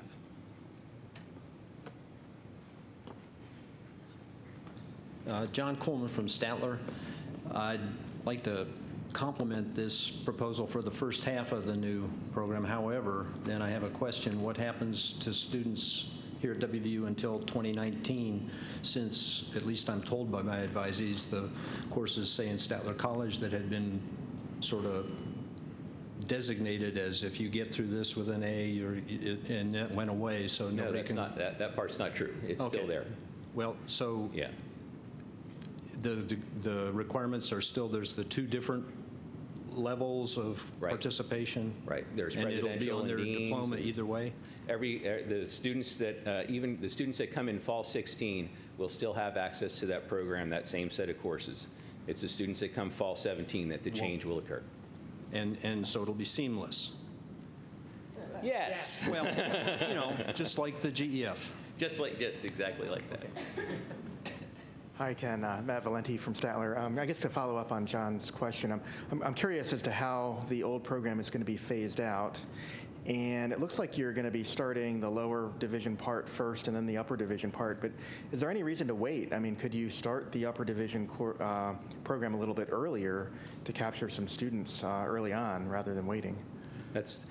It may be possible to do that, and we are considering doing that. It's just about how fast we can get that up and going. We need a person to direct it, and there's a few other things that need to happen. I mean, it would be great if we could get that sooner. The thought of having two different programs, really three different programs going at the same time is a little troubling, but probably workable. Yeah, I think it's a good idea. We may or may not get there. Okay. Other questions? Smashing. Thank you. Okay. Thank you very much. Next is David Hauser on the update for the what's now the JEFCO committee. After 5, I move that Richard buy us all a drink. Second. All right, so in the midst of several things that the new JEFCO is trying to put together towards the end of the year, this is the first thing that we've been able to get out and get moving. So this is essentially more of an internal document that helps the JEFCO sort of guide us in when new proposals come through so that they meet the sort of spirit of the GEF. Obviously, we're pushing it through here to get feedback, but also we'll push this out to the faculty so that people understand what we're looking for in a GEF course. So in addition to the KIM form and the answers that faculty have to provide in terms of where it fits in the GEF and other things like that, we're sort of promulgating this as the guiding principles of what the GEF tries to do so that we can use this as a yardstick to measure the courses as they come through the application process. Thank you. So are there any comments for Dr. Hauser on this? Hearing none, Annex 10 is filed. Thank you. Next on the agenda is Lisa Di Bartolomeo. Everybody's doing 80s movies quotes, so I'm going to go meow. Old school Michelle Pfeiffer, Catwoman. Okay. So I can't believe we've never encountered this situation before in which a person who is selected as chair-elect of a committee, of a Senate committee, is then either not reelected or somehow not a senator the following year. And particularly for a work-intensive committee such as Senate Curriculum Committee, which requires very specialized training, very specialized knowledge, dealing with KIM, dealing with the registrar's office, where's Oliver, all of those sorts of things, it's very difficult to have someone step in who isn't prepared to step in. So this year we've unfortunately had that situation, and what we've drafted with the help of our parliamentarians extraordinaire is a, what are we calling it, a resolution, quote, resolved that the Committee on Committees, Memberships, and Constituencies is authorized to create the position of co-chair of the Curriculum Committee for the 2016-17 academic year, to define the duties of the co-chair, which may be identical to those of the chair, and to recommend the appointment of any qualified member of the University Assembly to fill the position, end quote. And with a view to that, Matt Valenti has agreed to serve as co-chair because apparently he's a glutton for punishment. So he will be there to help guide his co-chair and to make sure that things go smoothly for all of the transitions. I think we can all agree that Curriculum Committee is too important, and that the work of Curriculum Committee is too important to have someone come in and not know the mechanisms that they have to deal with. Right, I think that's a good point. And I think I should point out that we are going to be looking at some changes in the Constitution that will address this point for the long term. So this is really a one-off stopgap measure because this has occurred. As Lisa said, it's surprising that it has not occurred before. But and if it were another committee, we might not go to this this extent. But I think because it's the Curriculum Committee and continuity is so important that we really need to do this. So are there any comments or questions about the proposal or the proposal? So we are going to vote to approve this. So all those in favor of approving Annex 11, please indicate by saying aye. Those opposed say no. Potomac State, how do you vote? Potomac State has 1 aye. And WVU Tech, how do you vote? WVU Tech votes 2 ayes. Okay, thank you. The ayes have it. Annex 11 is approved. Next on the agenda is Dr. Roy Nutter with the ACF report. Roy Nutter, Statler College and ACF rep, and yes, I do have a report today, sorry. I attended the CTC council meeting last April 28th, and almost all the talk was a budget, and I think you need to hear some of this. Apparently, the governor's considering a take-back collection, so leftover monies will be, in all likelihood, swept up. Anything that you haven't spent will be swept up and the governor will own it in order to pay off this year. One of my questions was, can they take tuition back? Well, we've heard Would you like to come up here? Come on. I recognize the provost. I do too.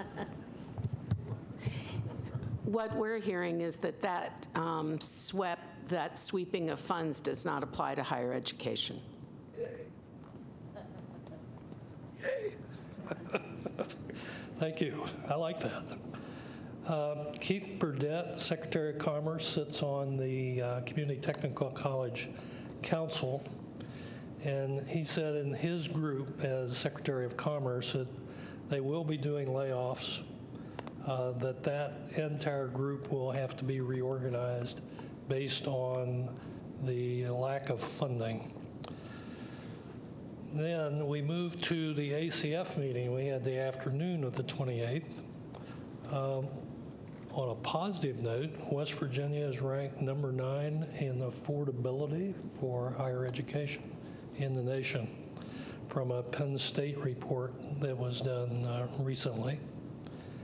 And then it flipped the budget again.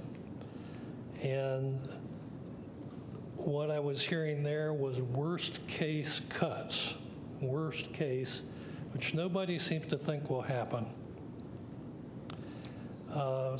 18% cuts this year, and a complete cut in the promised scholarships. worst case. It appears that, and this was Corley Dennison, who is the Associate Chancellor for Academics, it appeared that the 4% that we've already had would stick if there was some tax increases and some borrowing and some cuts. So somewhere between 14, 18%, it sounds like. The other thing that seems to be making the rounds is a discussion of making higher education private. So just completely removing the state from the equation. So that private-public discussion seems to be ongoing. So that's all the rumors from Charleston. Oh, goody. Chair recognizes the provost. I think the most important thing to keep in mind is that we really don't know and they don't really know. And these are actually rumors and not facts. What we know is the state is struggling very hard economically, that the state has also struggled very hard and has supported higher education. If they can no longer continue to support at the level that they're supporting, then we obviously have some opportunities in front of us to build in more efficiencies and to figure out how to deliver the quality education that we deliver, and we even want to do better than we're already doing. So I think the most important thing is that when you have uncertainty at the state level, as you do, rumors flourish. But they will be back in on May 16th, I understand, and they will be working then very hard, both in the legislature and the governor, to come up with a budget, and we hope that they will have one as soon as possible, and that we can put the rumors to rest. Joe. Yeah. One of the most important budget balancing items that was proposed was a new tax on cigarettes. We have one of the lowest cigarette taxes in the United States and one of the highest smoking rates. We have about, I think our cigarette tax is somewhere around 45, 47 cents a pack, and the average around the country is about $1.50. It's been shown that if you increase that tax, $1 a pack, that it will help keep some young people from stopping smoking because of the expense, and convince a few older people to stop too. So it has a public health positive as well as raising a lot of money. It raises about a half enough money to take care of the shortfall, that one thing by itself. The holdout on that is the Republican legislators who many grouped together and promised, made a blood oath, no new taxes. And so the key to passing that, which is the only way that we're going to get any kind of reasonable budget that's not horrible for everybody, is if you know any of these guys who are in that no new taxes Republican group, call them up. Say, look, I know you promised that, but you've got to do this for public health. Everybody's going to understand. You come out together as a group and break your oath, or talk 2 or 3 of the leaders into it. But this is where all the holdup is. And so if anybody knows any of these Republican members of the House or Senate who have promised no new taxes, please go and plead with them to renege on that for this one item, because otherwise it's going to be awful. Yeah. I think that's great advice. So call your senator today. Next on the agenda is Bob Griffith with a BOG report. Yes, this was the meeting that we would normally have passed the budget for next year, but since we don't have a budget from the state, the Board of Governors could not act on a budget for us.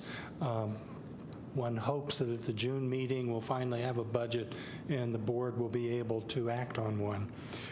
This was also the meeting, as Richard already told, where the faculty constituency gave their report, and Richard gave his on how faculty are much like cats.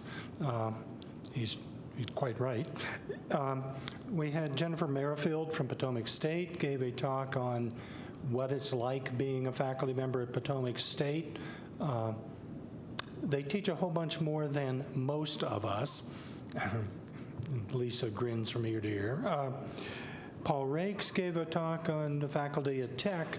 The big message from Tech is the faculty's ready to go to Montgomery. Jesus, they're in Montgomery. Beckley, they are ready to go to Beckley. like now. Sorry, been a long day. I gave a report on the faculty salaries. I discussed the salaries and largely as a percent of our salaries compared to other R1s. And the take-home message was over the last few years, it looks like a nice parabola where at one point early in the Great Recession, when other schools were having furloughs and hiring freezes and salary freezes and unpaid forced leave, we were actually getting small raises and we were gaining on it. And in the 2012-2013 year, on average, we were at 91% of the level of the other R1s nationally, which is very good because we had been about 84%. Unfortunately, it's going back down. We're down to about 83% in 2014-15 of the other R1s nationally. And I presented that as well as the information that cost of living in Morgantown is, to me, surprisingly higher than a lot of rather large cities, mainly in Texas and other places where there's lots of room to spread out. The Board of Governors took great interest in that, and I thought my report would be 10 minutes long, and they let me go.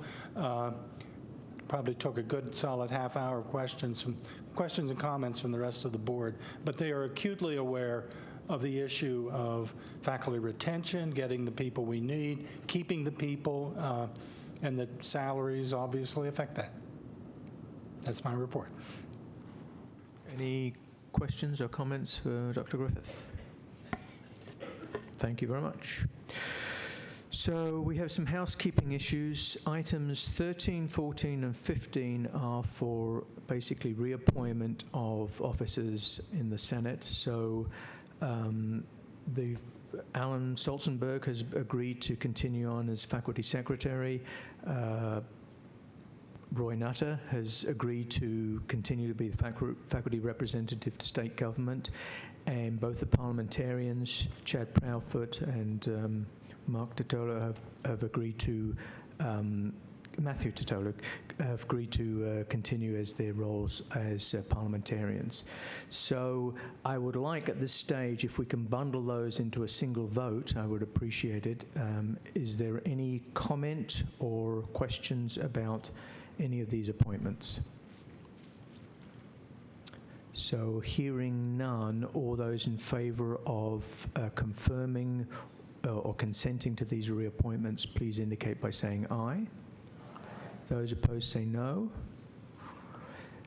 Potomac State, how do you vote? Potomac State has 1 aye. Thank you. And WVU Tech, how do you vote? WVU Tech has 2 ayes. Thank you very much. So the ayes have it, and those appointments are confirmed. And are there any items of new business? Dr. Just try to get this in the minutes that it is in the catalog that's archived from 2014 to 15 on page 26. There's a 4-sentence statement about makeup exams that says students absent from regularly scheduled examinations because of authorized university activities will have the opportunity to take them at an alternate time. Such makeup examinations should be of comparable difficulty to the original exam. And then it goes on and handles for regularly scheduled exams at night, and you can miss the class. No, if you go to the class that's conflicting with the night exams like we have all the time with freshman engineering, they get to make up the exam. But not the other way around. And it goes all the way back to the 01-03 catalog that I didn't look in between. I looked at 03-05, and then I started looking back. The same statement was in 01-03, so I said 10 or 15 years ago. It was 15 to 17 years ago, because the 99 to 2001 catalog has a completely different statement that you can assign an F if they miss an exam. All right, so it's in the record. And the no medical exam thing's right above or below that. Okay, thank you. So we'll note that in the minutes. Any other new business? Hearing none, do I have a motion to adjourn? All in favor? We're adjourned. Thank you.